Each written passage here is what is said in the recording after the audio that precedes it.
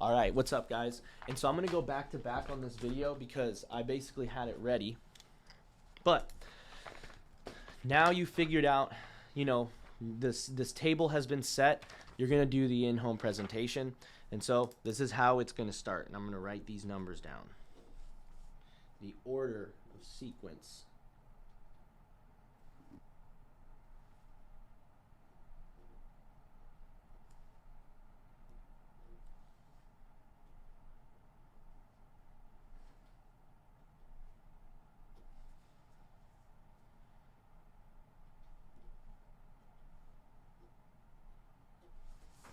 All right, guys, and so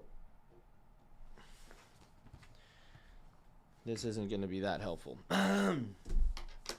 Okay, so you basically already did the first 5 minutes in the home, and now you're about to do this presentation. So you got to follow along, and I'll tell you exactly the order and the word plays that I use and the psychology, so that way we can get in there and help people out, okay? And so the order that I do it is I first start off by getting to know them and getting to know their name. And so if I had to look at the sheet and do this with you guys, I would be like, awesome, Mary. Now, what you always gone? Is it Mary? Because maybe I saw it said M.A. at the door, or it was Bob, and I go, awesome, Bob. And you go by Robert or Bob? He goes, on paper, I want it to be Robert, or you can call me Robert. The main thing, the psychology there, guys, is I want to figure out what they want to be called and then call them that, because people want to buy from your friends and people that call them by the name that their friends call them, right? And so that's the initiation of that, is just awesome. And so Bob, right? Perfect. I'll get that in here. And I say Bob, right? Because he'll go, no, you call me Robert. You're not my friend yet. I'm like, okay, well, in order to be your friend, I got to go in that route. It's just knowing what kind of friend he wants me to be.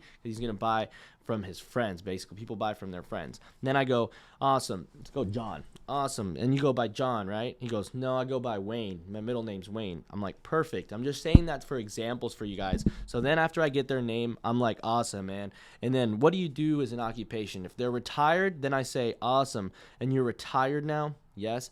Perfect. And what'd you do before you retired then? I want to casually get to know them, because I want to, in a sense, follow this guideline and become their friend as I get through this. And so this is how I do it. After I get the occupation, they're retired, they're working, I then want to know how old they are. Awesome. And then, how old are you? I know I'm not that good at math, but I had your date of birth.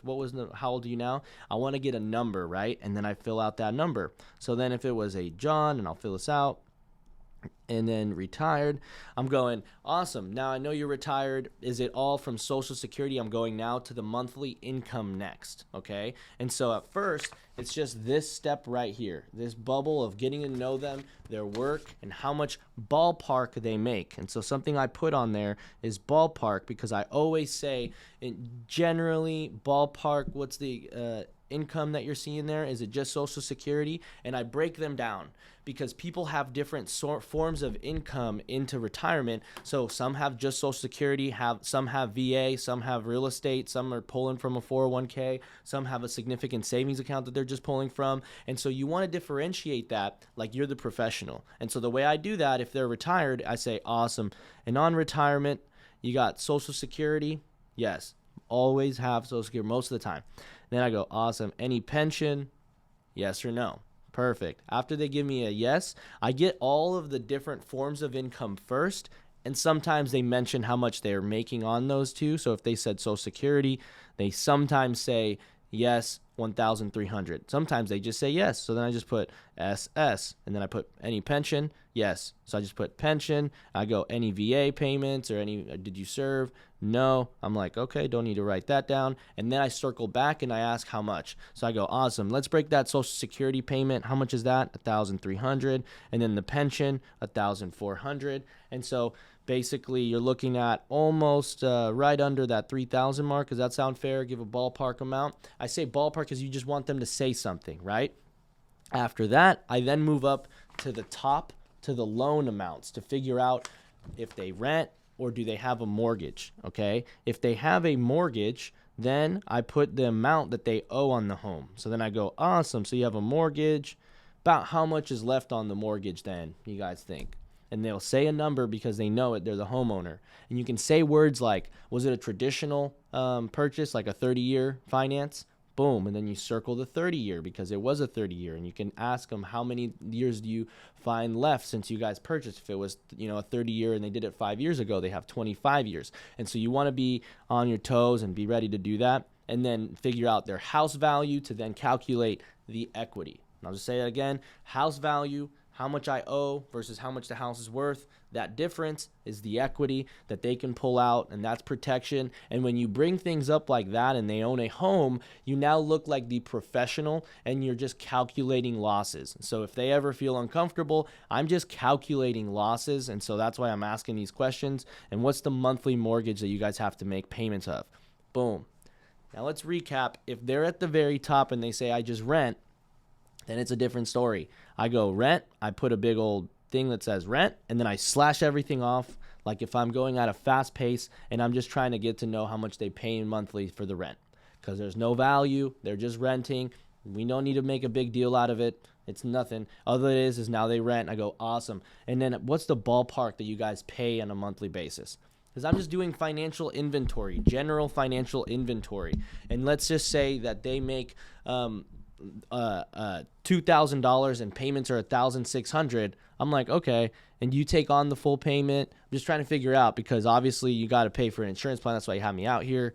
That's the main goal that you're trying to cover there. And then you fast forward and you give them the illusion of speed and you move on to the bottom where it's the beneficiary, right? So the very bottom. So you go from the top, you get to know them, and then you get to know their rent situation, and then you go to the bottom to find out about their beneficiary. Remember, you already asked for it at the very beginning. What was the main reason that you guys had me out here? You're now going, awesome. Well, you told me about your daughter, and now you're going here. Okay, let me fast forward to the bottom. And you said it was for your daughter. What was your daughter's name? And it was Jane Smith. You said she was local? Okay, perfect. This should be pretty easy. And you guys just trying to leave her one more time. Clarify the why. Because now you've gotten to know them a little bit better. If you unlock the why, you can take a little bit of time here and just make sure you cement that sale, basically. Because now people are like, yeah, this is all my stuff. And yeah, I told you it's for my daughter. No, it's Jane. Jane is actually local. She needs some help. She's actually disabled. We need to help her out, blah, blah, blah. Some elaboration, and they now are more bought into you, right? And so now that you're like, perfect, let's help Jane out. Let me just ask a couple of the questions on the health, and we'll basically get to the bottom of this, and we'll know which company is the one that can help you out.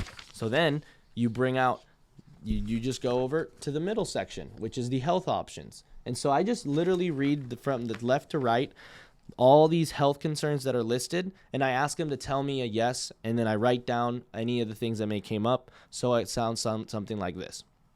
Awesome, Mary. Do you have any history of like a heart attack? And just give me a yes on any of these that can come down the road. Any heart attack, stroke, TIA? You say stroke. Okay. And then I write down stroke. And then I write down. And then when did you have the stroke? 2014. Okay. And then you take medications for that still then? Yeah, I take certain medications. I'm like, awesome. Do you know the names of the medications? I route down the names of the medications, right? And then I go, perfect. That's that on the stroke. So now I circled it. I wrote it down. I asked when it was prescribed and what medications they were taking. I move on to the next. Any TIA, any cancer, any stints, diabetes? Yep, I've had diabetes. Awesome. Same thing. Now I figure out, when did you get diagnosed with diabetes? Awesome. What medications did you take for the diabetes? Okay. Now, do you take one thing for diabetes? And it says it on here. Do you take insulin or do you take pills? You can ask them that. Now, guys, do you take insulin or do you take, prescription, a regular prescription for that? You can even say like, I don't know why I'm blanking, but what they take for diabetes. But either way, then another follow-up question is neuropathy. Do you guys have neuropathy? Does the neuropathy because of the diabetes? But you just read it down the road, and then that's doing the job. Do you have any asthma or COPD? And this is it. I'll keep doing it. I'll finish it. Any problems with your thyroid? Any anxiety or depression that you're taking medications for? Any kidney or liver diseases? Another good question is, do you guys have any DUIs or felonies? Any crazy stories you could let me know of? No. Boom. All right. And outside of what we talked about, are there any medications that you could think of that would come up in your medical history? Boom. Those are good questions to basically do the check of what company is going to be able to help us out. And now You then pivot to the last bit right before you now call or get quotes, or the last video that's going to be played. Right before the close, I then go, awesome. Well, everything looks great.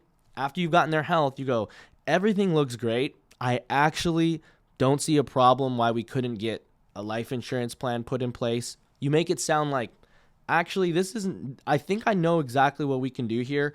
Now, one last question, and then you get to the section number 5. Do you have anything that may act like life insurance? What you're doing here is you're actually breaking down an idea of, do you have anything invested in the stock market that I could potentially save and protect for you? But you're only asking, do you have anything may act like life insurance? They're going to say no, or they might say, actually, I got a 401k or I got another house. I just jot it down. It's not a big deal. And then I ask them, awesome. Now, do you have any life insurance in place, like a traditional life insurance? No, I don't. Or they say, yes, I do, and they probably told you that they did at the beginning, so now you're just recapping. What was the one that you had? Okay, perfect, and it's going to expire in 2 years, so you just want to make sure you lock something in. I got you. I'll do that for you. Okay, awesome. You have an insurance plan, but you're looking to get a little bit more. Is that what you were saying? That's why you have this one? Because, I mean, he's been giving you inventory to get an insurance plan. It's probably because he wants to get more, or the one he has is expiring. So then you just ask him, like, now, do you guys have, like, a regular life insurance plan? Oftentimes they say no, but don't be surprised when they say yes. Now you just go, perfect. And then what was the main goal? Were you trying to, they are going to say, I wanted to add some, or they'll tell you, no, dude, I don't trust that guy, whatever, but that's how you deal with it. So be ready for that. Now, do you guys have any life insurance? After you've asked them, do you have anything that may act like life insurance? Now you say, do you have any life insurance? They might even say, I have employer insurance, so I might not even need this.